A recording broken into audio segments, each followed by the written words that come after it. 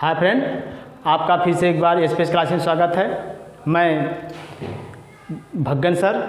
तो आइए हम सब समझते हैं कि इंटरनल वायरिंग का क्वेश्चन कैसे सॉल्व किया जाए, उसके स्टेप के बारे में जान चुके हैं। अब आइए एक न्यूमेरिकल लिखते हैं। जैसे इन्होंने कहा है कि दिए गए प्लान में आंतरिक तार स्थापन कीजिए। अब प्लान नहीं दिए हैं तो प्लान इस प्रकार है, ये देख लीजिए, यही प्लान है इनका। ऐसे ये प्लान है। यहाँ पे आगे साइड बरामदा है, ये क्या है, बरामदा। और यहाँ पे दो रूम है। एक रूम का गेट यहाँ पर है, एक रूम का गेट यहाँ पर है। ये प्लान हो गया। फिर उसके बाद इसका जो माप है, मान लीजिए 4 मीटर दिए हैं, 4 मीटर। और ये भी क्या है, 4 मीटर। और ये भी यहाँ भी 4 मीटर दिए हैं। ठीक, यहाँ पे इसका मान ले रहे हैं, ये 2 मीटर का बरामदा है। कितना है, 2 मीटर। 2 मीटर का बरामदा है। और ये पूरा हो जाएगा 8 मीटर, दोनों को मिला दो तो 8 मीटर। और जो चीज़ यहाँ है यही है। तो कह रहे हैं यही प्लान है। इस प्लान में कह रहा है कि बरामदे में एक बल्ब, एक फैन, एक ट्यूबलाइट, 5 एम्पियर की एक सॉकेट है। फिर कह रहे हैं बेडरूम 1 में 2 बल्ब। बेडरूम 1 मान लीजिए, इसे हम बेडरूम 1 मान ले रहे हैं। बेडरूम 1 है, या इसे मान ले रहे हैं बेडरूम 2। एक है, इसे केवल हल करने के लिए इसे छोटा सा क्वेश्चन ले जिससे आप सॉल्व कर पाएँ और आप हम सॉल्व करा रहे हैं और आप समझ पाएँ। बड़ा सा लेंगे तो भाई आपको समझने में प्रॉब्लम होगी। तो चलिए, तो हम क्या करते हैं कि बेडरूम 1 में 2 बल्ब, एक फैन। वही चीज़ बेडरूम 2 में 2 बल्ब, एक फैन और एक सॉकेट है। बरामदे में एक बल्ब, एक फैन, एक ट्यूबलाइट, एक 5 एम्पियर का सॉकेट है। ये बातें हैं। तो इसी का हमको आगणन एवं मूल्यांकन ज्ञात करना है सामग्री का। तो आइए, तो आप सभी इस क्वेश्चन का स्क्रीनशॉट ले लीजिए, इसको हम हल करेंगे। तो चलें, याद रहे भाई ये चीज़ जो है, अगर कहीं हम मिस्टेक कर रहे हैं तो आप जान जाइएगा कि इसी के आधार पे हम चलेंगे। कोई मिस्टेक नहीं होगा, हमें भी याद हो गया है कि कहाँ पे क्या क्या चीज़ें लगी है। आप थोड़ा स्क्रीनशॉट लीजिए। हो गया, चलिए आइए मिटाते हैं। माप है 4 बाई 4 का रूम, 4 बाई 4 का रूम, ये 2 बाई 8 का रूम है, मतलब बरामदा।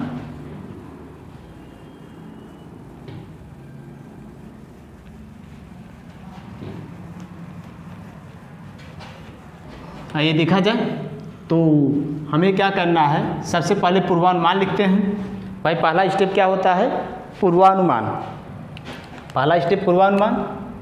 तो भाई आपको पता है पूर्वानुमान कैसे लिखेंगे। पहले MSB DB स्विच बोर्ड जो दिखाया गया था चित्र में। अगर जो इस वीडियो को देख रहा होगा, कृपया मेरा निवेदन है कि आप इससे पहले जो वीडियो बताएगा उसमें स्टेप बताएगा, उसको देखने के बाद तभी देखिएगा, तभी तो आप सही रूप से समझ पाएंगे और कर पाएंगे, अन्यथा नहीं कर पाएंगे। आइए देखते हैं। तो पहला पूर्वानुमान है। पहला स्टेप क्या है, पहला स्टेप है पूर्वानुमान। ठीक, एजम्पशन जिसे कहते हैं। पहले हम स्टार्ट करेंगे MSB DB। ठीक, तो यहाँ लिखोगे MSB DB व एनर्जी मीटर। एनर्जी मीटर तो बिजली विभाग लगा तो उसके लिखने की आवश्यकता नहीं है। चलिए, MSB DB की फर्श से ऊंचाई कितनी बताई गई भाई, 1.5 मीटर। ये बात हो गई। फिर दूसरा आइए, MSB DB के बाद दूसरा हम लिखेंगे स्विच बोर्ड। भाई स्विच बोर्ड भी लगा है। SB मतलब स्विच बोर्ड। SB की फर्श से, भाई उसमें सब कुछ बता चुके हैं इसलिए हम जल्दी जल्दी लिख रहे हैं। फर्श से ऊंचाई 1.25 मीटर। ये बात क्लियर। जब ये हो जाएगा तब ऊपर चलिए। ऊपर क्या मिलेगा, MSB DB के ऊपर क्षैतिज वायरिंग मिलेगा, जैसा पिछले वीडियो में बताए थे। तीसरा क्षैतिज वायरिंग की फर्श से ऊंचाई हो जाएगी भाई कितनी, या केवल लिख सकते हैं आप क्षैतिज वायरिंग की ऊंचाई लिख सकते हैं। क्षैतिज वायरिंग की ऊंचाई कितना है भाई, 3.5 मीटर। अब बताइए यहाँ क्या छत का ऊंचाई दिए, नहीं दिए तो हम 4 मीटर मान लेते हैं। तो चौथा है सीलिंग की ऊंचाई, मतलब छत की ऊंचाई। छत वाले के ऊपर छत ही मिलेगा। देखिए आप कोई चीज़ रटने नहीं पड़ेगी, क्या दिमाग में आप रखे रहिए। इसके बाद क्या था, नीचे चलिए ऊपर छत तक चले जाइए। छत की ऊंचाई हो गई भाई 4 मीटर, नहीं दिया तो अपने से 4 मीटर मान लीजिए, यह हो गया। अब बताएंगे वायरिंग किस मेथड से किए हैं, तो आप बताएंगे वायरिंग इंटरनल वायरिंग कंड्यूट द्वारा लूप इन मेथड में की गई है। इंटरनल वायरिंग किस मेथड से, इंटरनल वायरिंग भाई कंड्यूट ही वायरिंग कर रहे हैं अंदर दीवार के, कंड्यूट द्वारा लूप इन मेथड से होगी। ये बता दिए जान के भाई आपने क्या क्या माना है, क्या क्या चीज़। हाँ एक बात और, जो बल्ब है, बल्ब को हम सब छत पे लगा रहे हैं, ट्यूबलाइट को भी, और कितनी ऊंचाई पे लगा रहे हैं, जितने पर क्षैतिज वायरिंग है। तो आप बता देंगे बल्ब और ट्यूबलाइट सभी क्षैतिज वायरिंग की ऊंचाई पर लगे हैं। तो यहाँ बताएंगे बल्ब कामा लिखेंगे ट्यूबलाइट, बल्ब व ट्यूबलाइट, चलिए बल्ब व ट्यूबलाइट क्षैतिज वायरिंग की ऊंचाई पर हैं, या बता दिए क्षैतिज वायरिंग पर ही स्थित है, क्षैतिज वायरिंग पर। बल्ब और ट्यूबलाइट क्षैतिज, अभी इस वाक्य हम समझाएंगे, क्षैतिज वायरिंग पर स्थित हैं। ठीक, इसका मतलब यह होगा जैसे मान लीजिए ये रूम है, ठीक, ये दरवाज़ा हो गया, ये क्या है दरवाज़ा, यहाँ पे तो मान लीजिए स्विच बोर्ड या टीवी कुछ भी होगा।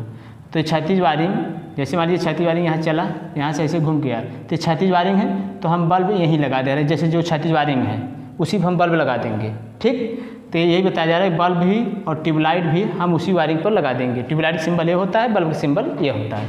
तो ये बताया गया कि जितने बल्ब और ट्यूबलाइट सब क्षैतिज वायरिंग पर ही लगे हैं।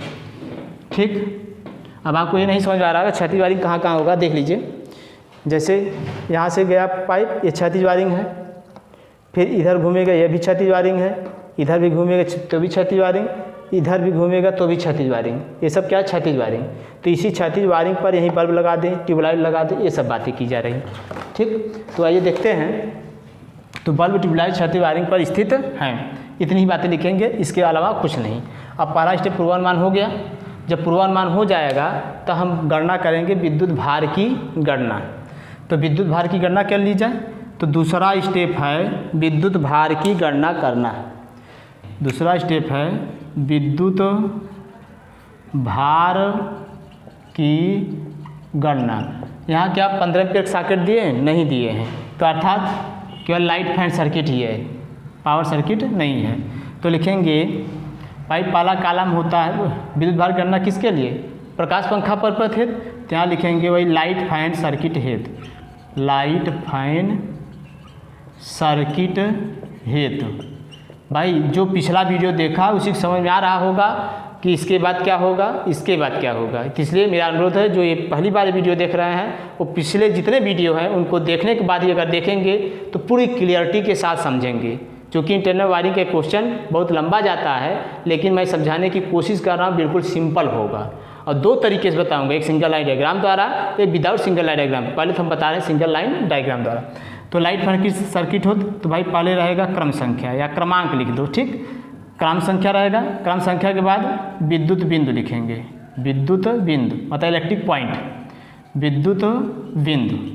इलेक्ट्रिक पॉइंट के बाद रहेगा आपका यहाँ पे आ जाएगा शक्ति दर, कितनी शक्ति दर है एक पॉइंट की, शक्ति दर रहेगा वाट में। शक्ति दर के बाद आएगा कितनी संख्या है, कितनी संख्या है। फिर संख्या के बाद आ जाएगा कुल शक्ति, क्या रहेगा कुल शक्ति। फिर लास्ट में रहेगा विद्युत धारा, क्या रहेगा विद्युत धारा, और धारा किस में रहेगी एम्पीयर में। ठीक, तो चलिए भाई यहाँ पे हमने कॉलम बना लिया, शक्ति रहेगी वाट में। ठीक, अब देखो क्रम संख्या, तो पहले बताए हैं हम लाइट पॉइंट लिखेंगे, क्या लिखेंगे लाइट पॉइंट, वहाँ भी दिखाया गया था आपको। पहला है लाइट पॉइंट, तो लाइट पॉइंट में भाई बल्ब होता है, बल्ब, दूसरा क्या है ट्यूबलाइट, यही दो है। तो बल्ब कितने हैं, बल्ब कुल संख्या कितनी है, टोटल बल्ब की संख्या गिनेंगे। तो आप देख लीजिए, बेडरूम में 2 बल्ब है, पहले बेडरूम दूसरे बेडरूम में दो बल्ब है, 2 4 बल्ब, एक बरामदे में बल्ब है, कुल 5 बल्ब हैं। कुछ बल्बों की संख्या 5 है। अभी बल्ब की शक्ति दर लिखते हैं 60 वाट। तो ये कितना हो जाएगा, कुल शक्ति आ जाएगी 300। अब आ जाए ट्यूबलाइट। ट्यूबलाइट कहाँ केवल लगा है, बरामदे में, तो एक ही ट्यूबलाइट है, केवल बरामदे में लगा है। ट्यूबलाइट लेते हैं 40 वाट, तो ये हो जाएगा भाई क्या, 40 हो गया। अब आते चलते हैं फ़ैन। दूसरा क्या है भाई, फ़ैन। एक फ़ैन बरामदे में है, एक फ़ैन बेडरूम में, एक फ़ैन बेडरूम, कुल मिला के 3 फ़ैन है। आप वीडियो पीछे देख के देख सकते हैं, 3 फ़ैन हैं। अब एक फ़ैन लेते हैं 60 वाट का, तो ये हो जाएगा 180। ठीक, अब इसके बाद फ़ैन के बाद 5 एम्पियर सॉकेट है। क्या है भाई, 5 एम्पियर सॉकेट, 5 एम्पियर सॉकेट। तो 5 एम्पियर सॉकेट बरामदे में एक है, बेडरूम में एक है, दोनों बेडरूम में एक एक, मतलब 3 अभी है। और 5 एम्पियर सॉकेट लेते हैं 100 का, 100 वाट का होता है। तो भाई 100 3 300, तो हो गया। इतना ही पॉइंट जुड़ा है, इसके अलावा कुछ नहीं भी है। तो हम इनको क्या करेंगे, जोड़ेंगे। चलिए जोड़ लेते हैं। तो आप लिखेंगे योग। ठीक, अब कुल पॉइंट जोड़ लो, कितने हो गए, 5 1 6 3 9 9 3 12, कुल पॉइंट संख्या 12। कुल शक्ति जोड़ लो, तो ये हो गया 0 8 4 12 2 3। तो भाई कुल वाट आ गया 820। अब इसका धारा निकालिए, जल्दी करिए। तो धारा हम निकालते हैं। तो धारा भाई कुल वाट आ गया इतना, इसको योग जोड़ लीजिए, कुल वाट इतना आ गया। तो धारा निकालेंगे, आई बराबर जितनी शक्ति है 820 को लिखो पहले, और वोल्टेज कितना लिखते हैं, चलो फार्मूला पहले लिख देते हैं। आई बराबर पी अपान वी से, यही होता है भाई ना। तो भाई पी का मान कितना दिया है, 820, भाग देना है 230 का। ये बातें हो गई। अब इसको भाग करेंगे, तो भाग करिए भाई, भाग करिए। तो भाग इन्होंने किया 3.5 आया, भाग किया इन्होंने 3.5 एम्पियर। भाई ये गुणा भाग तो आपको आता है, ये तो सिखाना तो नहीं पड़ेगा। 3.5 एम्पियर करंट आ गई, तो आप यहाँ लिख देंगे 3.5 एम्पियर करंट आ गई। ठीक, ओके। तो हमने ये देखा, ठीक है, हमने देखा करंट आ गया 3.5। तो यहाँ जो लिखा जाता है आपको बताया गया है, तो आइए देखते हैं। ठीक, तो यहाँ आप लिखेंगे अतः, जो चीज़ वहाँ बताएं वही लिखेंगे। अतः कितने पॉइंट, 12 पॉइंट परिपथ में, ऐसे लिखोगे, परिपथ में 12 पॉइंट, ये पॉइंट होता है। ठीक, 12 पॉइंट कितनी शक्ति, 820 वाट शक्ति हेतु कितनी धारा प्रवाहित हो रही है, शक्ति हेतु 3.5 एम्पियर धारा बह रही है, मतलब प्रवाहित हो रही है। इतना लिख देंगे।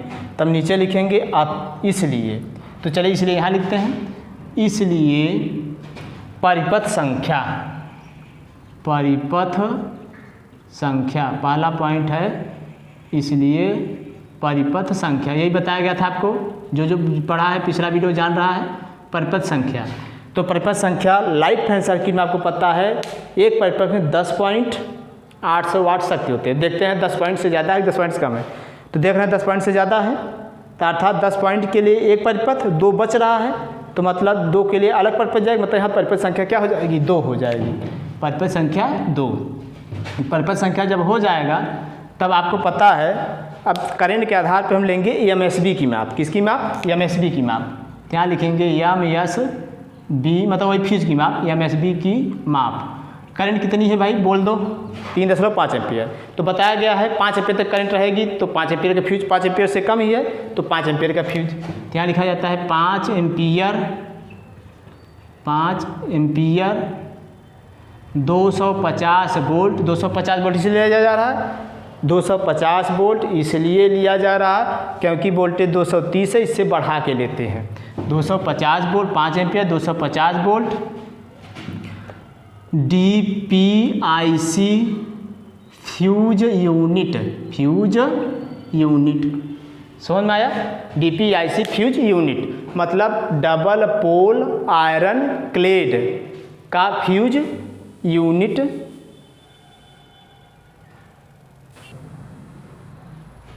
ठीक। तो 5 ampere 250 volt DPIC fuse unit चाहिए। अब MSB के बाद हम dB की माप लिखते हैं, लिखेंगे dB की माप। तो भाई dB की माप क्या होगी, वही सेम 5 एम्पियर 250 वोल्ट। यहाँ लिखा जाए कितने मार्गी, तो परिपथ 2 संख्या है तो लिखोगे 2 मार्गी IC बोर्ड, वितरण बोर्ड इसे कहते हैं। आप लिख सकते हैं IC वितरण बोर्ड। यहाँ पे आप सिंगल फेज लिख सकते हैं कि भाई सिंगल फेज 2 मार्गी IC बोर्ड। यहाँ बताया गया था ये भी आयरन का बॉक्स रहता है जिसमें प्लेटें फेज की और न्यूट्रल प्लेटें रहती हैं, बॉक्स बंद रहता है। और कितने मार्गी, 2 मार्गी वाला चाहिए। बाजार में 1 मार्गी भी मिलता है, 2 मार्गी मिलता है, 3 मार्गी, जैसा चाहिए वैसा हम आवश्यकता अनुसार खरीदते हैं। तो 2 मार्गी IC बोर्ड चाहिए। ये बातें इतनी क्लियर हो गई पिछले वीडियो के आधार पर। तो आइए चौथा चलते हैं। तो DB की जब माप आ जाएगी हम लेते हैं अब केबल की माप। तो बताया गया 2 केबल है, एक है MSB और DB के बीच केबल की माप, अब एक है हमारा क्या, किसके बीच, एक है केवल केबल की माप। तो चलिए पहले हम लिखते हैं केवल केबल की माप लिखिए। पहले केबल की माप, केबल की माप मतलब जो वितरण बोर्ड से जाएगा, केबल की माप। तो भाई करंट कितनी है, 3.5 एम्पियर। अब आपको दिखाया गया था टेबल में कि 16 एम्पियर से करंट अगर कम रहेगी, कितने एम्पियर से, 16 एम्पियर से अगर करंट कम है तो हम 1.5 mm² का केबल ले जाएंगे। तो भाई करंट कितनी है, 3.5 है, 16 एम्पियर से कम है, तो हम लेंगे 1.5 mm² PVC। चलिए डायरेक्ट लिखते हैं PVC सिंगल कोर एल्युमिनियम चालक। आप कापर भी ले सकते हैं, केबल देख के वो 0.96 होगा, आप टेबल देख के ले सकते हैं। अभी टेबल बता रहे हैं कैसे याद करेंगे। तो चलिए तो यहाँ पे क्या है, चौथा पॉइंट हो गया। पाँचवा पॉइंट हम लिखेंगे, जबकि उसमें पहले MSB और DB के बीच लिखे, तो कोई जरूरी नहीं कि MSB DB पहले लिखे। अब लिखते हैं MSB और DB के बीच केबल की माप।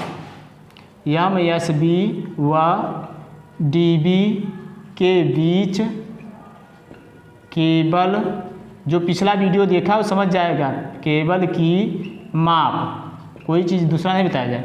तो भाई ये 2.5 mm² का रहता है, 16 एम्पियर जब ज़्यादा होगा तब इसको चेंज करेंगे। तो कितना है भाई, 2.5 mm² इसको लेते ही हैं। तो 2.5 mm² PVC single core aluminium चालक। बातें क्लियर, यह हो गया MSB और DB। इतना ही हम लिखते हैं किसमें, विद्युत भार की गणना में। जब इतना हो जाएगा तो इसके बाद हम बनाते हैं, तीसरा पॉइंट है आयोजन चित्र, सिंगल लाइन डायग्राम, वितरण चित्र। ये बनाने के बाद तब हम कंडक्ट पाइप की लंबाई का गणना करते हैं। तो आप सब इसका स्क्रीनशॉट ले लीजिए, ठीक, इसको मिटाएंगे। हो गया, गुड। तो चलिए आइए चलते हैं।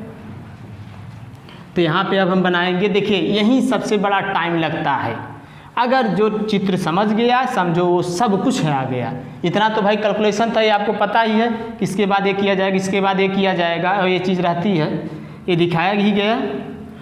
अब आइए देखते हैं, जितने लोगों के हो रहा है कि लिखने में ज़्यादा टाइम है, भाई लिखने में यहाँ कोई टाइम नहीं जा रहा है, आपको बस स्टेप याद रहने चाहिए कि हर स्टेप के बारे में बताया, कौन सा स्टेप किस लिए किया गया है।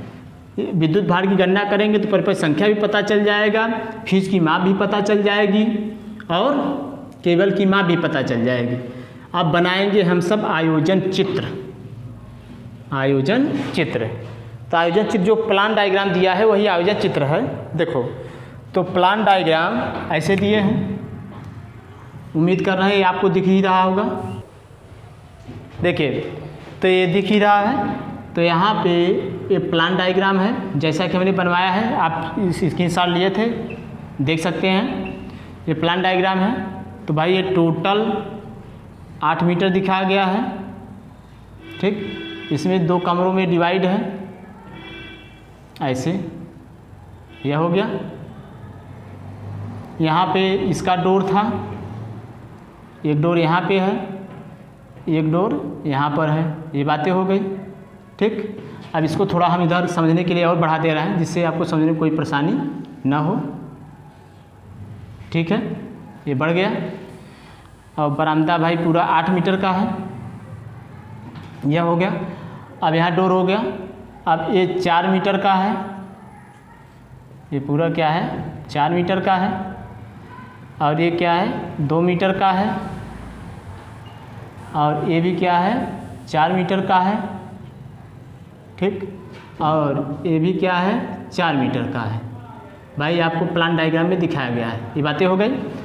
अब कह रहे हैं कि इसमें आपको बल्ब पंखा ये सब दिखाने हैं। तो देखिए, तो सबसे पहले आप क्या करेंगे, कहाँ पे एमएसबी और डीबी रख रहे हैं उसको दिखाना है। एमएसबी और डीबी कहाँ पर रख रहे हैं देखो। तो चलिए, चाहे एमएसबी और डीबी यहाँ रख दो, चाहे यहाँ रख दो, किसी एक कॉर्नर पे रखो। तो चलिए हम क्या काम कर रहे हैं, एमएसबी और डीबी यहीं पास रखते हैं। तो पहले भाई हम दिखा दिए एमएसबी और उसी के बगल रखा है डीबी। एमएसबी और डीबी के बीच की जो दूरी आपको बताई गई है कितनी होती है 0.5 मीटर, ठीक, बहुत सही।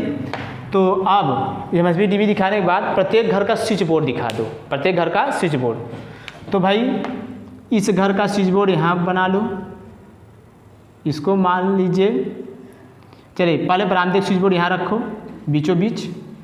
ये स्विच बोर्ड बरामदे का है, इसको स्विच बोर्ड नंबर 1, इसको स्विच बोर्ड नंबर 2, इसको switch board number 3, switch board number 3 ये बना दे। इसमें भी 5 एम्पीयर सॉकेट है, इसमें भी 5 एम्पीयर सॉकेट है, बरामदे में 5 एम्पीयर की सॉकेट था, रूम में भी 5 एम्पीयर सॉकेट था। ये हो गया। अब चूँकि ये क्या है भाई बरामदा है, ये बेडरूम 1 है, ये बेडरूम 2 है, अभी बाद में लास्ट में लिख देंगे। तो चलिए, तो अब क्या करना है, इसमें 2 बल्ब लगाने हैं, 2 बल्ब लगाने हैं, और एक क्या लगाना है फैन। इसमें भी 2 बल्ब लगाने, एक फैन लगाने। अब देखिए, अब आप ये मत याद करिएगा कि सर जी यहाँ बल्ब लगा दिए, यहाँ बल्ब बीच में फैन। आप बल्ब अपने आधार पर ऐसा बल्ब लगाइए पूरे कमरे में प्रकाश हो। जैसे एक बल्ब यहाँ लगा दें, एक बल्ब यहाँ लगा दें तो भी कमरे में प्रकाश रहेगा, या तो फिर एक बल्ब यहाँ लगा दें, बीच में फैन लगा दें, फिर बल्ब यहाँ लगा दें तो भी कमरे में पूरा प्रकाश रहेगा। तो ये वाला सिस्टम जो है, ये वाला अच्छा दिख रहा है क्योंकि वायरिंग यहीं से चले, यहाँ से फिर ऐसे सबको दे दें, कोई दिक्कत नहीं होगी। चाहे आप एक बल्ब यहाँ लगाइए, यहाँ लगाइए तो भी कोई दिक्कत नहीं होगी, ठीक है। कहीं भी सेटिंग कर सकते हैं, कमरे में अच्छा प्रकाश रहे, ठीक। तो हमने क्या किया, एक बल्ब यहाँ लगा दें, फैन यहाँ लगा दें, ये फैन यहाँ लगा दिए, बल्ब इस दीवार में लगा दिए। ऐसे यहाँ भी कर दो, यहाँ वायरिंग आएगी तो यहाँ से वायरिंग जाए, फिर इधर से होते हुए इधर से होते। अब चूँकि इधर ज़्यादा बस वायर की भी बचत करना होता है, याद रहे, तो वायर की बचत भी करना है। तो हम क्या करेंगे कि भाई एक बल्ब यहाँ लगा दें, ठीक, एक बल्ब यहाँ लगा दें, और एक बल्ब इस दीवार पे छठी वायरिंग लगा दें, और बीच में क्या लगा दें फैन लगा दें। अब कोई ये कहेगा सर जी हम वहाँ ना लगा के बल्ब यहाँ लगा दिए, फैन बीच में लगा दिए, फिर बल्ब यहाँ, ये भी आप कर सकते हैं, कोई दिक्कत नहीं है। अगर आप ये करना चाहते हैं तो यहाँ पे दिखाया जा सकता है। तो चलिए वही हम कर दे रहे हैं, देख लीजिए। वो भी ये भी सिस्टम सही है, वो भी देखिए, हम हर प्रकार का आइडिया बताएंगे, जैसे कोई लड़का कन्फ्यूजन ना हो कि सर जी हमने यहाँ लगा देते दिक्कत हो गई, ठीक। तो चलिए एक बल्ब इस दीवार पर लगा दें, एक बल्ब इस दीवार पर, और बीच में हमने फैन लगा दिया, ये भी सही है। कमरे में 2 इधर से प्रकाश, इधर प्रकाश, अच्छा रहेगा। एक फैन हमने यहाँ लगा दिया, सॉरी एक बल्ब यहाँ, एक बल्ब इस दीवार पे, और फैन बीचों बीच। अब जानते हैं फैन बीचों बीच रहेगा। अब आ जाइए इसमें बरामदे में। तो बरामदे में कह रहे हैं एक बल्ब है, एक ट्यूबलाइट है। तो भाई जैसे ये दीवार है, बरामदा है आगे का, एक बल्ब यहाँ लगा दो, ट्यूबलाइट यहाँ लगा दो, पूरे कमरे में बाहर प्रकाश रहे। तो बल्ब यहाँ बीचों बीच लगा दो, और ट्यूबलाइट यहाँ लगा दो। ट्यूबलाइट सिंबल ऐसे होता है, बीचों बीच लगा दिए, कोई दिक्कत नहीं। और फैन एक ही है, तो फैन एक ही है, सभी के बीच में फैन यहाँ लगा दीजिए, हो गया, कोई दिक्कत नहीं। तो इस प्रकार हमारा सेटिंग हो जाएगा। तो पहला है समझने तरीके, आ जाए पहले एमएसबी डीबी किसी एक कारण दिखा दो, फिर सभी कमरों में स्विच बोर्ड कहाँ लगाना है उसको दिखा दो। इस कमरे के ऑन ऑफ करने के लिए इस कमरे को हाँ, दरवाज़ा जिधर खुलेगा, इस साइड दरवाज़ा खुलेगा दीवार साइड, तो उधर स्विच बोर्ड नहीं लगाएंगे, इसके विपरीत लगाएंगे। इसका दरवाज़ा इधर खुल रहा है तो इधर स्विच बोर्ड यहाँ नहीं लगाएंगे, यहाँ लगाएंगे, ठीक। और जितने दरवाजे हैं सब दरवाजे की चौड़ाई 1 मीटर मानना, 1 मीटर से ज़्यादा दरवाज़ा नहीं होता है, 1 मीटर से ज़्यादा दरवाज़ा नहीं है, सभी दरवाजे चौड़ाई क्या है 1 मीटर है। यह हो गया। अब चलिए वायरिंग दौड़ाते हैं।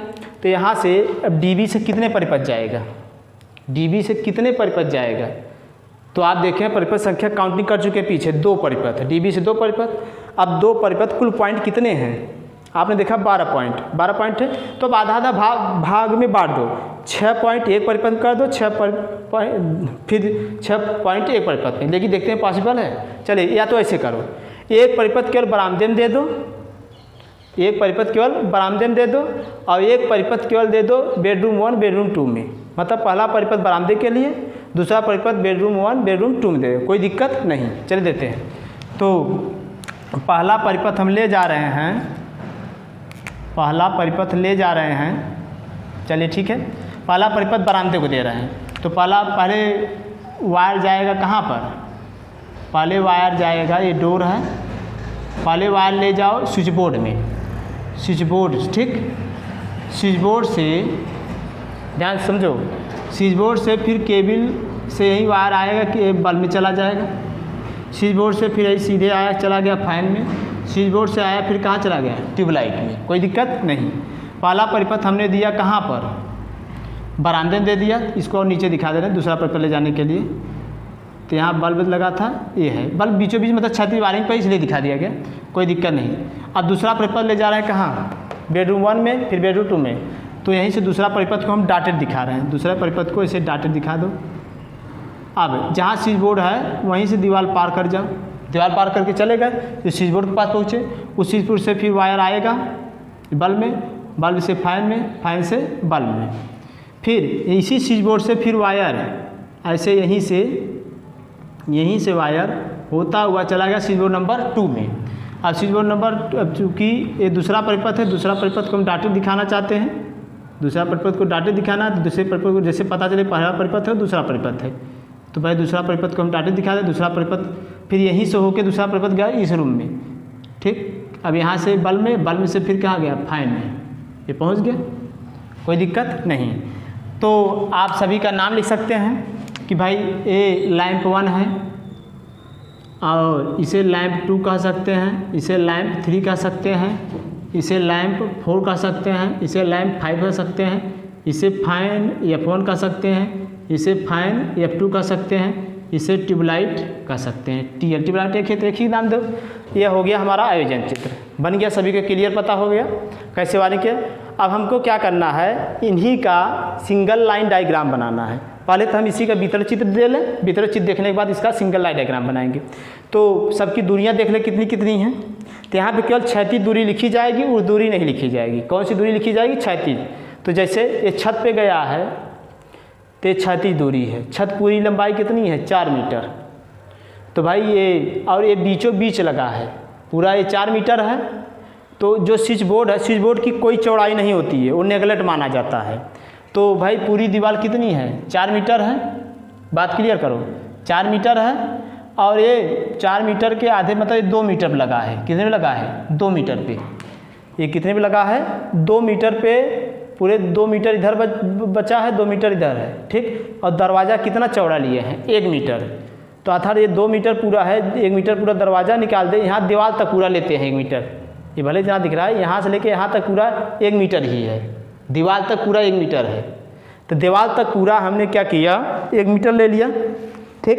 दीवार तक पूरा 1 मीटर है, और इधर ये पूरा कितना है? 2 मीटर है। तो 2 मीटर है तो 1 मीटर ये पूरा ये ले लिया, तो 1 मीटर इधर आगे जाएंगे, पहुँच जाएंगे बल्ब के पास। तो अर्थात यहाँ से लेके यहाँ तक बल्ब की दूरी कितनी है? 1 मीटर है। तो ये दूरी आप जानते रहिए, तो यहाँ से लेके ये 1 मीटर है। फिर उसके बाद चलो यहाँ पे बॉक्स में दिखाते हैं, समझ। देखिए इसी समझाने में आपको टाइम जा रहा है। अगर एक बार समझ में आ गया तो जान लीजिए आपको फिर समझाने की आवश्यकता नहीं पड़ेगा, आप अपने आप हर क्वेश्चन कर लेंगे। देखो जैसे मान लो ये रूम है, ठीक, ये रूम है, हमने एंट्री कर लिया। अब दरवाजे, जैसे इसकी बात करें, दरवाज़ा इस साइड ऐसे जाके खुल गया, ठीक। यहाँ पे स्विच बोर्ड लगा है, पूरी ये दूरी कितनी है? 4 मीटर है। तो हमने आधे बल्ब लगाया है 2 मीटर पे, तो 2 मीटर पे बल्ब लगा है आधे पे। अभी 1 मीटर का पूरा दीवार से लेके दरवाज़ा चौड़ा है, तो 1 मीटर ये हो गया, तो 1 मीटर और जाएंगे तो बल्ब मिल जाएगा। तो मतलब यहाँ दरवाजे से लेके इस बल्ब की दूरी कितनी है? 1 मीटर है। तो 1 मीटर आप दिखाने के लिए यहाँ दिखा देंगे कि मतलब यहाँ दरवाजे से लेके यहाँ तक की दूरी 1 मीटर है। थोड़ा जूम कर लीजिएगा, दरवाजे से लेके यहाँ तक दूरी 1 मीटर है, ठीक। अब यही बात यहाँ भी होगी। कैसे? ये पूरा 1 मीटर है, पूरा 1 मीटर है, और ये 2 मीटर पे लगा है क्योंकि पूरा 4 मीटर है, तो भाई 2 मीटर पे लगा है तो 1 मीटर, ये दरवाज़ा सही हो गया तो बचा इधर कितना 1 मीटर। तो दरवाजे से लेके यहाँ भी आप लिख दोगे कि 1 मीटर है। कितना है 1 मीटर, यह हो गया। ठीक, अभी दूरी, सभी दूरियाँ लिखी जा रही हैं। अब अभी बात करते हैं अब इसकी। अब बल्ब कहाँ है, क्षैतिज वायरिंग पर है। देखो तो बल्ब कहाँ पर है, क्षैतिज वायरिंग पर। ये देखिए निशान लगा दिए, बल्ब कहाँ पे है, क्षैतिज वायरिंग पर है। तो क्षैतिज वायरिंग से पहले ऊपर उठेंगे, बल्ब 3.5 मीटर पे लगा है भाई, ये पूरी क्षैतिज वायरिंग 3.5 मीटर पे। छत की लंबाई कितनी है 4 मीटर है। अब दिखा दे रहे हैं समझने के लिए। देखो इधर, जैसे मान लीजिए यह हो गया, चलिए छोटा ही लिखते हैं, यह हो गया धरातल मतलब फर्श। सबसे नीचे क्या रहेगा फर्श। फर्श के बाद क्या मिलेगा, MSB मिलेगा। चलो DB की बात करें, फर्श के बाद DB मिलेगा, ऊपर चलो DB मिला, DB की ही बगल हम दिखा दे रहे हैं स्विच बोर्ड मिलेगा। ये क्या है भाई, SB स्विच बोर्ड है। और DB और MSB एक ही ऊंचाई पे, तो MSB को हम नहीं दिखा रहे हैं। अब MSB DB के बाद क्या मिलेगा, क्षैतिज वायरिंग। क्या मिलेगा, क्षैतिज वायरिंग, यहाँ लिख दे रहे हैं क्षैतिज वायरिंग मिला।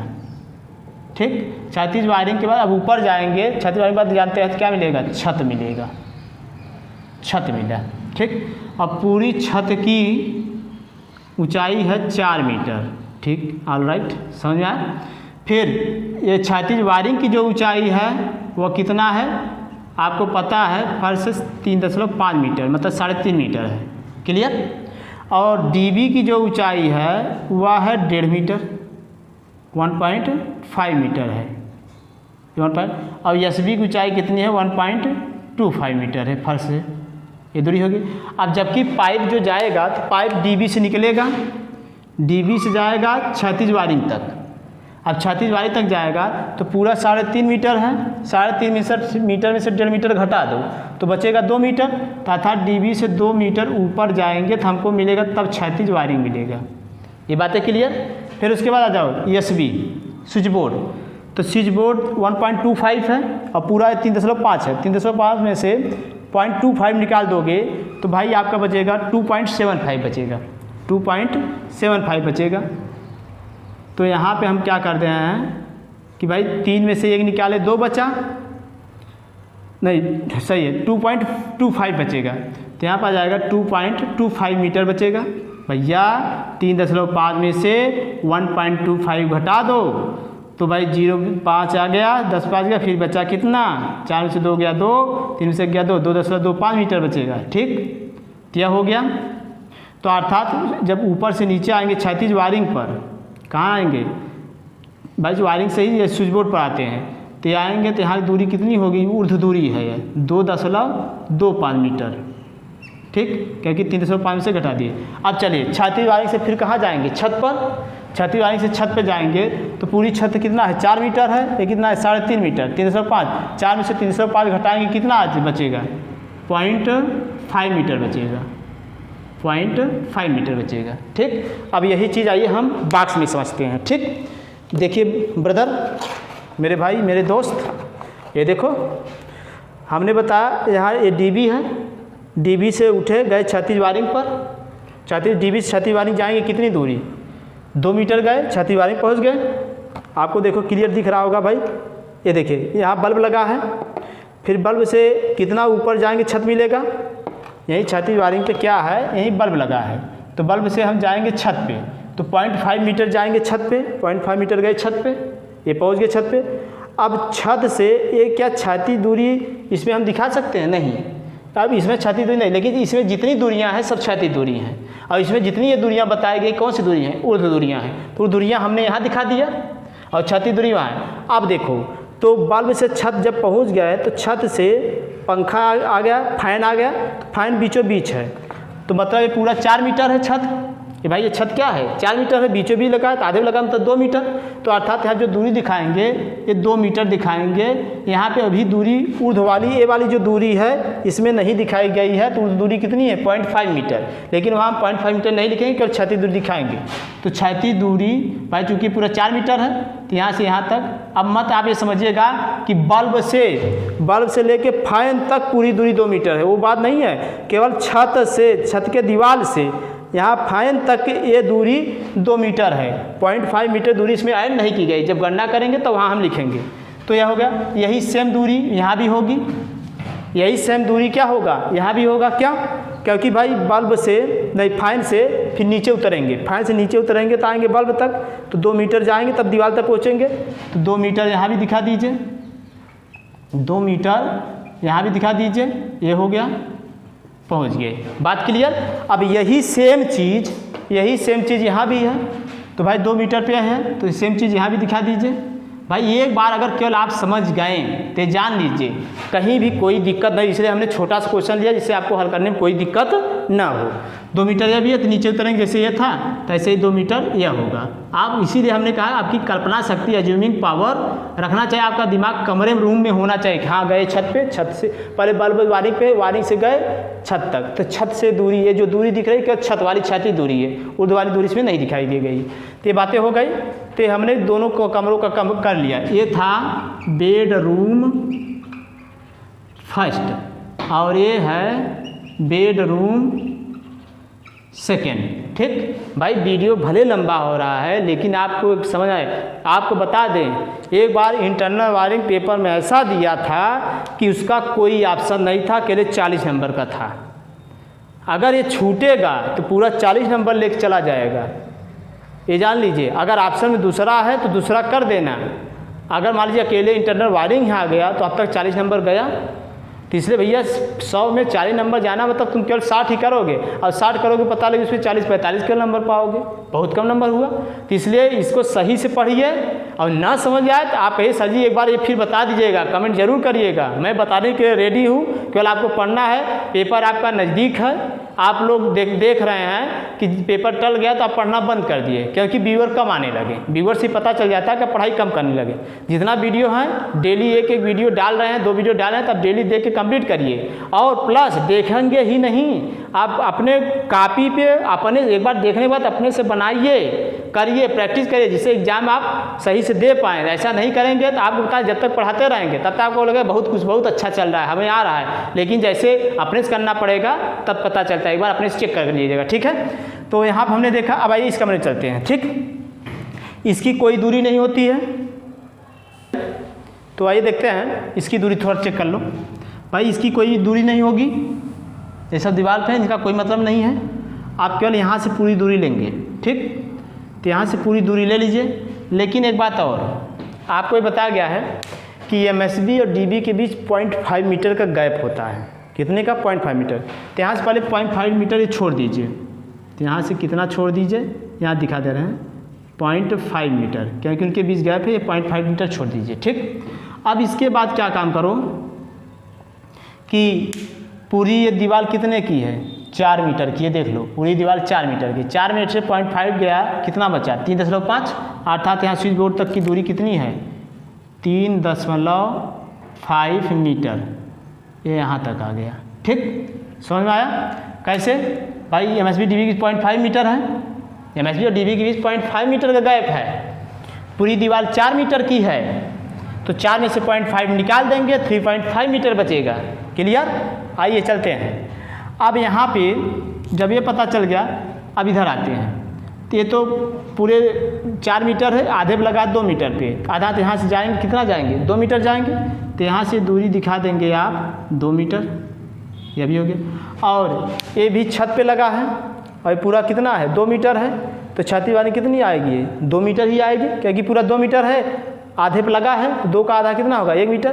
तो अर्थात ये कितना है? 1 मीटर है, ये 1 मीटर है। ठीक, अब चलिए, बल्ब बीचों बीच लगा है, बल्ब बीचों बीच कहने का मतलब समझो। कहने का मतलब यह है कि बल्ब पूरा 4 मीटर है, पूरा 4 मीटर, 4 के आधे पे लगा 2 मीटर पे। तो अगर 2 मीटर पे लगा है, चलिए थोड़ा इधर कर दें, तो मतलब यहाँ बीचों बीच मतलब ये है, यहाँ लगा है 2 मीटर पे। ये भाई वायरिंग गई है, वायरिंग से कोई मतलब नहीं है हमको, वो समझाना आपको। तो आप देखिए यहाँ से लेके यहाँ तक 3 मीटर है, ये पूरी दूरी 3 मीटर बची है, और जबकि ये आधे पे लगा है पूरा 4 मीटर है, मतलब 2 मीटर इधर है, 2 मीटर इधर है। तो 3.5 में से 2 मीटर घटा देंगे, जितना बचेगा वही इधर होगा। तो गणना कर लेंगे, जानेंगे कि 2 मीटर है, और जब क्वेश्चन हल करेंगे तो हाँ जानेंगे। तो ये L1 बल्ब है, ठीक। तो इस प्रकार हमारा ये प्लान डायग्राम बन गया। इसे प्लान डायग्राम कहते हैं, आयोजन चित्र कहते हैं। तो ये आयोजन चित्र हमने बनाया, ये क्या था, आयोजन चित्र। आप लोग वीडियो एक बार बैक करके फिर से समझ लीजिएगा, तब आगे बढ़िएगा, ठीक है। बैक करके फिर इसको समझिएगा कैसे बनाए, फिर क्या चीज़ कर रहे हैं, इससे आपको क्लियर हो जाए। तो ये था हमारा क्या, आयोजन चित्र। अब इसी आयोजन चित्र के आधार पे ही हम बनाएंगे वितरण चित्र। चलिए वितरण चित्र देख लेते हैं, फिर उसके बाद सिंगल लाइन डायग्राम बनाएंगे। तो वितरण चित्र देखते हैं। तो वितरण चित्र बहुत सिंपल है, ये था आयोजन चित्र। अब वितरण चित्र, इसे प्लान डायग्राम कहते हैं भाई, इसे जो इंग्लिश वाले बच्चे हैं प्लान डायग्राम कहते हैं। और अब डिस्ट्रीब्यूशन डायग्राम मतलब वितरण चित्र, वितरण चित्र जिसे कहेंगे डिस्ट्रीब्यूशन डायग्राम, डिस्ट्रीब्यूशन डायग्राम यह है। ये बातें समझो, डिस्ट्रीब्यूशन डायग्राम कैसे बनेगा। डिस्ट्रीब्यूशन डायग्राम चलो दिखा दे रहे हैं। तो सबसे पहले सप्लाई कहाँ आई, बोलो भाई जल्दी करो। सबसे सप्लाई पहले एनर्जी मीटर में आई, तो पहले एनर्जी मीटर बनाओ, ये एनर्जी मीटर हो गया। फेज आया, न्यूट्रल आया, ठीक है भाई, जूम कर लीजिएगा। ये फेज है, ये न्यूट्रल है। अब एनर्जी मीटर के बगल क्या है, MSB है, मेन स्विच बोर्ड है। तो भाई यहाँ पे पहले क्या है, हैंडल लगेगा। यहाँ पे पॉइंट है, पॉइंट है, यहाँ भी पॉइंट है, यहाँ पॉइंट है, हैंडल लग गया, ठीक ऐसे। अब आगे देखिए, तो यहाँ पे भाई फेज न्यूट्रल दिखा दीजिए। मान लीजिए फेज है, ये न्यूट्रल, फिर ये न्यूट्रल, ये फेज। तो यहाँ से फेज से सप्लाई जाएगी, फेज को दे दो, न्यूट्रल से फिर जोड़ दो न्यूट्रल में। अब आपको पता है जो फेज है, फेज में क्या लगेगा, फ्यूज। तो फेज में फ्यूज है, तो यहाँ फ्यूज दिखा दो ऐसे। न्यूट्रल में क्या लगेगा, न्यूट्रल लिंक लगेगा ऐसे। इनको कनेक्शन कर दो, इनको कनेक्शन कर दो, यह हो गया। अब इसके बाद चलो इसको बाद में लिख देना। अब इसके बाद क्या करेंगे, ये बन गया हमारा MSB। MSB के बाद क्या, DB। तो DB यहाँ दिखाओ, चलिए हम DB यहाँ दिखा दे रहे हैं। ये हो गया DB। तो DB में 2 पत्तियाँ होती हैं, एक फेज की और एक न्यूट्रल की। ये मान लो फेज की है, ये न्यूट्रल की। तो भाई पहले न्यूट्रल ले गए, न्यूट्रल वाली पत्ती में जोड़ दिए, फेज ले गए, फेज वाली पत्ती में जोड़ दिए। सबको क्लियर। अब यहाँ पे कितने परिपथ निकले हैं, 2 परिपथ DB से निकले हैं। तो पहले परिपथ के लिए एक मतलब हमारा जाएगा फेज, और पहले परिपथ के लिए एक न्यूट्रल जाएगा। अब फेज में क्या लगता है, फ्यूज। फेज में क्या लगेगा, फ्यूज दिखा दो। फिर दूसरे परिपथ के लिए एक फेज ले जाओ, और दूसरे परिपथ के लिए एक न्यूट्रल ले जाओ। तो भाई फेज में क्या रहेगा, फ्यूज। फेज में फ्यूज दिखाओ। और यह हो गया सर्किट 1, सर्किट 1। और ये क्या हो गया, सर्किट 2, ठीक। अब पहला सर्किट किस में माने हो, एग्जामिनर को पता नहीं है, तो पहला सर्किट माने हो बरामदा में। तो एग्जामिनर को बता दोगे ये सर्किट कहाँ है, यहाँ लिख दोगे बरामदा के लिए, बरामदा के लिए। दूसरा सर्किट कहाँ माने हो, बेडरूम फर्स्ट, बेडरूम सेकंड के लिए। तो इसमें कहा दोगे दूसरा सर्किट किस में है, बेडरूम फर्स्ट व सेकंड के लिए, ठीक। यह हो गया, बातें क्लियर। तो इसी को हम कहते हैं वितरण डायग्राम। वितरण डायग्राम इसलिए बनाया जाता है जिससे पता चल जाए एग्जामिनर को कि पहला सर्किट कहाँ गया है, दूसरा सर्किट कहाँ गया, इसलिए वितरण डायग्राम। जब वितरण डायग्राम बन जाएगा तो प्रत्येक सर्किट का हम बनाएंगे स्विच डायग्राम। क्या बनाएंगे, स्विच डायग्राम। स्विच डायग्राम हम यहाँ बना के दिखा दे रहे हैं, देखिए स्विच डायग्राम। तो ये कौन सा डायग्राम है भाई, डिस्ट्रीब्यूशन डायग्राम या वितरण डायग्राम, डिस्ट्रीब्यूशन डायग्राम या वितरण डायग्राम। अब इसके बाद क्या बनाए, स्विच डायग्राम। स्विच डायग्राम से पता चल जाएगा कि एक परिपथ पे 10 पॉइंट से ज़्यादा है कि नहीं, तो स्विच डायग्राम अलग अलग परिपथ का बनेगा। तो चलिए स्विच डायग्राम बनाते हैं पहला परिपथ का। ये मान लो सर्किट, ये सर्किट 1 है, तो पहले सर्किट में कितने पॉइंट हैं गिन लो। पहला सर्किट के बरामदा गया है, कितने पॉइंट हैं? 1 2 3 4, किसको लेके? सॉकेट को लेके 4। तो यहाँ पे 4 क्या है भाई? एक बल्ब है, फिर एक क्या है? फैन है, फिर एक क्या है? सॉकेट है, 5 एम्पीयर सॉकेट, 5 एम्पीयर सॉकेट, फिर एक क्या है? ट्यूबलाइट है। ये दिखा दीजिए, यही पॉइंट है। अब आपको पता है कि फैन के लिए क्या लगेगा? Fan regulator. फैन के लिए क्या लगेगा? फैन रेगुलेटर सिंबल बनाओ, नीचे फैन दिखा दो, यह हो गया। अब स्विच चाहिए, इसके लिए एक स्विच बनाओ, ये इसके लिए एक स्विच, रेगुलेटर फैन के लिए एक स्विच, 5 एम्पीयर सॉकेट के लिए एक स्विच, फिर एक स्विच ट्यूबलाइट के लिए, यह हो गया। सब में फेज पहुँचाओ, फेज पहुँचाओ, फेज पहुँचाओ, फेज पहुँचाओ, फिर बल्ब को फेज दिए, फिर रेगुलेटर से होता हुआ, इसमें पॉइंट नहीं किया, रेगुलेटर से होता फैन को दिए फेज, फिर इसको दिए फेज, फिर इसको दिए फेज, यह हो गया। फिर यहाँ से न्यूट्रल है, न्यूट्रल दिए, फिर न्यूट्रल दे दो, न्यूट्रल दिए, फिर ट्यूबलाइट को न्यूट्रल दे दिए। तो फेज वाली लाइन होती है न्यूट्रल लाइन। यहाँ लिखा जाता है 230 वोल्ट 50 हर्ट्ज, ये लिखते हैं। ये सर्किट 1 का था स्विच डायग्राम। इसी प्रकार हम किसका बनाएंगे? सर्किट 2 का। तो सर्किट 2 का हम नीचे बना दे रहे हैं, यहाँ पे दिखाई देगा आपको। तो सर्किट 2 का सर्किट डायग्राम देखो, ये सर्किट 1 था, ठीक। अब सर्किट 2, सर्किट 2 देखो। तो सर्किट भाई पहले फेज दिखा दो, फिर न्यूट्रल दिखा दो, यह हो गया। तो पहले सर्किट 2 में देखो क्या क्या है, कितने बल्ब हैं, पूरे बल्ब गिन लो पहले। तो सर्किट 2 में कितने बल्ब? सब बल्ब एक साथ बना दो, 1 2 बल्ब, 3 बल्ब, 4 बल्ब, 4 बल्ब हैं। तो चारों बल्बों के एक साथ आप दिखा दो, 1 2 3 4, ठीक। फिर कितने फैन हैं? 2 फैन हैं, 2 फैन को एक साथ दिखा दो। ये जरूरी नहीं किसी स्टेप बाय स्टेप दिखा दो, 2 फैन एक साथ दिखा दो। फिर क्या है?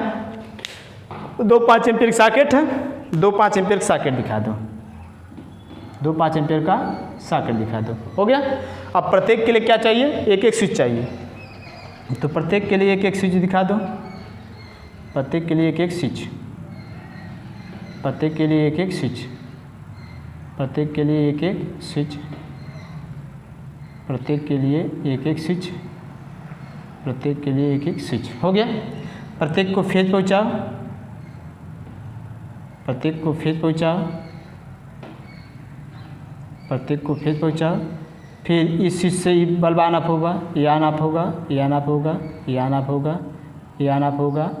फैन, चूँकि फैन के लिए क्या चाहिए? फैन रेगुलेटर, फैन के लिए फैन रेगुलेटर। तो फैन रेगुलेटर ऐसे सिंबल बना दो, यह है फैन के लिए फैन रेगुलेटर सिंबल ऐसे, ठीक।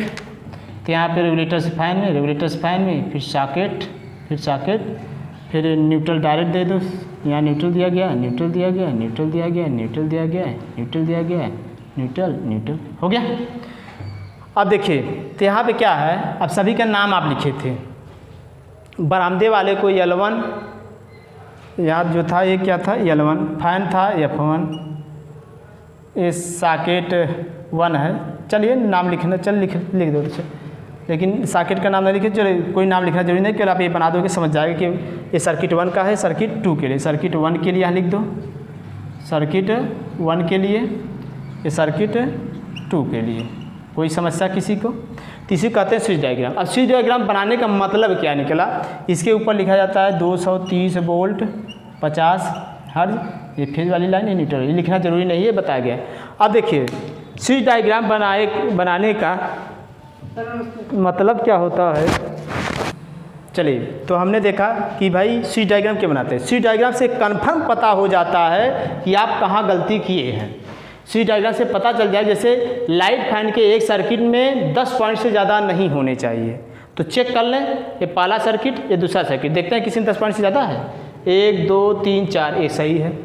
इसमें देखो 1 2 3 4 5 6 7 8, अर्थात सही है। अर्थात किसी भी सर्किट में 10 पॉइंट से ज़्यादा नहीं है। इसका मतलब अब थोड़ा वाट भी काउंट कर लो। अगर वाट हुआ कितना? 800 वाट, तो समझो सर्किट गलत। गिने, चेक करो, 60 वाट 60 वाट 60 वाट 60 वाट, 6 6 24 240, ठीक। ये भी 60 वाट का फ़ैन है, 1 2 3 4 5 6 6 60 वाट के, सॉरी भाई, 1 2 3 4 5 6, ये सब 60 वाट के हैं, 60 वाट का है और 6 है, 60 गुणे 6, 6 6 36, 360 हो गया। अब देखते हैं ये सब क्या हैं, 100 वाट के हैं। कितने वाट के हैं? 100 वाट के। तो 100 वाट होने का मतलब क्या हो जाएगा? 200 वाट, 200 वाट।